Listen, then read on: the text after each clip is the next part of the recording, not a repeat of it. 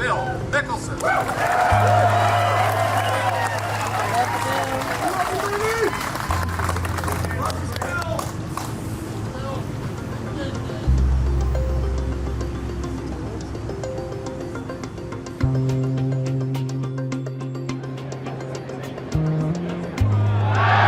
Well, folks, it's Friday afternoon at the U.S. Open, which means it's either the beginning of the end or the end of the beginning for Phil Mickelson.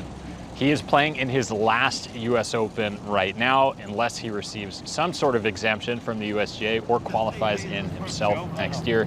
Of course, the U.S. Open remains the final leg of the Grand Slam for young Phil before achieving the career Grand Slam.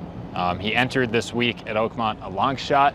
His play has put him right on the cusp of the cut line heading into Friday. He's got 18 holes left here, and we're going to be paying a ton of attention to this. This guy is an all-time great, but he's got a weird relationship, not just with this event, but with all of golf over these last few years. And so we'll be watching to see if we get 2 more days of lefty in a US Open environment, because who knows, this could be the last we see of him.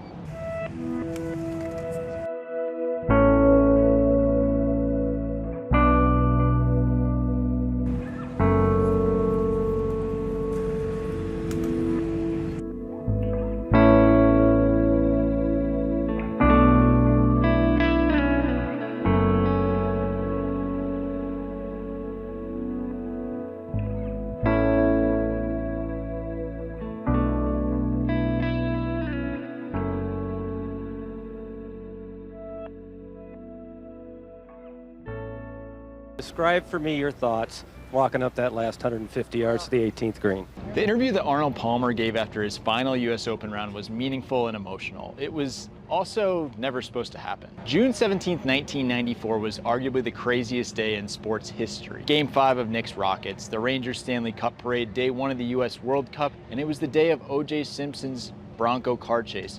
It was also Friday at the US Open at Oakmont. The big story that afternoon was Arnold Palmer's final US Open round. This was the American golf hero, man of the people, playing in America's national championship for the final time in the same part of Pennsylvania where he'd grown up. Arnie teed off at 9:07 a.m. and the ABC broadcast had a plan for Mark Rolfing to interview him post-round. I talked to Mark recently, and 31 years later, he still remembers everything. The round got really slow. I'm not sure if that was just Oakmont playing so hard or if even the players were distracted by the OJ car chase, but they had a hard out at 3 p.m. That's when they were going off air and sending it to the soccer game where Bill Clinton and Oprah were kicking off Bolivia versus Germany. Arnie was expected to finish at 2:30, but the minutes just kept ticking away. By the time he walked off the 18th green, it was 2:57, and the producers had officially canceled the interview. Chris Berman was on the call. He was supposed to send it to the soccer game, but instead he saw on the monitor that Arnie had signed his card and was headed for Rolfing, so he sent it down to Mark instead. Producers were yelling. They busted through their broadcast window. This broke all kinds of rules, but it was Arnie, and he got choked up and delivered an incredibly powerful moment. Well, Mark, it's it's been 40 years, and when you walk up the 18th and you get an ovation like that. Mark said it was chaos after the interview, but the emotion of the moment hit him so hard that he took off his headset, found a tree behind the 18th green, and just started crying. He's still on the call this week and says he can't believe how many people still bring up that interview, which is a reminder of how much Arnie meant to so many people. I guess that says it all. For every golfer in the entire world, Arnold, I want to thank you.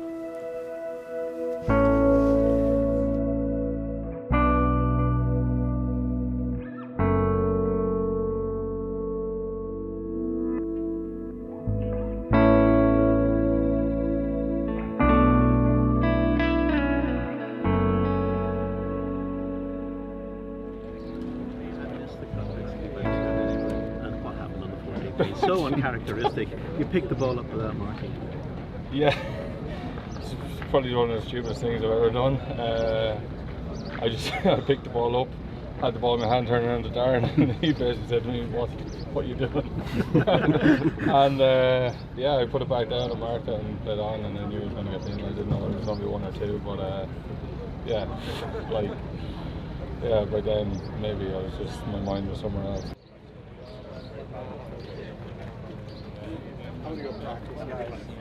Thank you.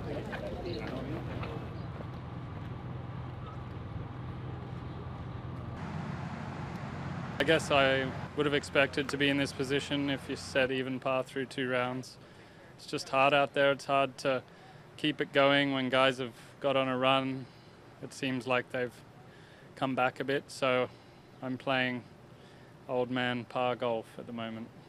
I'd be pretty proud of winning this thing on the weekend. You know, that's right now, that's really what I'm here to do, and I feel like there's probably not been many signs to anyone else but me the last month or 6 weeks that my game's looking better, but I definitely feel more confident than I have been this year. Adam is saying you asked him to give you a little pep talk earlier this week, a little Holtz pep talk. Just wondering what he said to you, how'd that get you fired up? Yeah, I mean, he knows I'm a pretty, I wouldn't say like feisty, but I get agitated pretty easily. So he told me that things aren't going to go my way. It's the U.S. Open, and it's more about how you respond than react. And so I did a really good job of that the last 2 days, and that was kind of a nice little mantra to go by to kind of keep things in front of me and not let things unravel when things didn't go my way. Thanks, JJ. Yep, no problem. All right, are we going? Well, it's Friday night in Pittsburgh, Friday night at Oakmont, and things have taken a turn for the worse.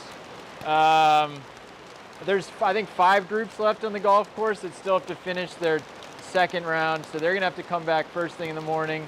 But there's 3 guys under par. This U.S. Open is everything everyone hoped, except for a few guys that missed the cut. We're talking the defending champ, James, Bryson DeChambeau, Joaquin Niemann, who came in red hot, missed the cut by a bunch. One guy who didn't miss the cut, Rory McIlroy. Made it on basically by the skin of his teeth.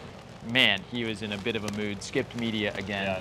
I think I'm a sick guy because I just can't stop smiling, and all I just watched for the last, 12 hours were 5.5-hour rounds, guys chopping it out of rough into bunkers, making double bogeys. One guy's 35 over par for 2 rounds. I mean, this was just carnage at Oakmont today. Can't wait for 2 more days. We said even par would be a pretty good score at the start of the week. Still feels that way, James. I was talking to Andrew Novak a few minutes ago. He played all right over the first couple of days here. He said, this is the hardest golf course I've ever played in my life. He said, the scoring conditions today were perfect, absolutely perfect. And there are 3 guys in the field under par, in the entire field. Like, that is what this golf course is. And even if it's soft, even if it's a little soggy tomorrow, it's gonna be really freaking good.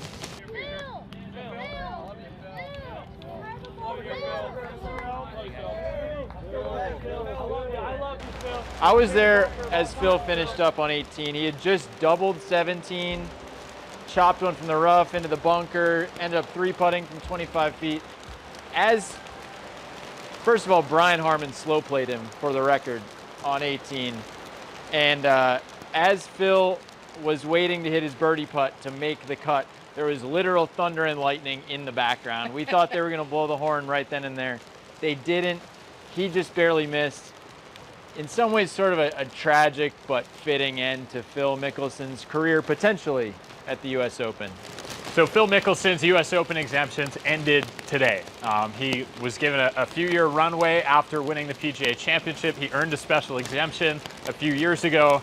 But now, as far as things stand, Phil is no more at the only major that he has not won.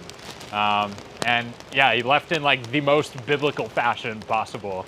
Yeah, it's funny because Phil, for a lot of his career, has been compared to Arnold Palmer. I mean, a golfer of the people. It's safe to say that his relationship with some golf fans has definitely changed in the last few years.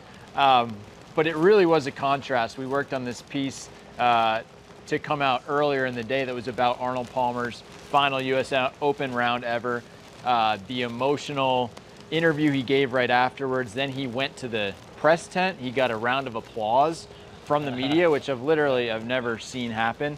That's a real contrast from Phil, who, stumbled to the finish to miss the cut, skipped media, and was off in the parking lot and out of here just a few minutes after that last putt for par. Thank you, Phil. I still love you. I still love you, Phil.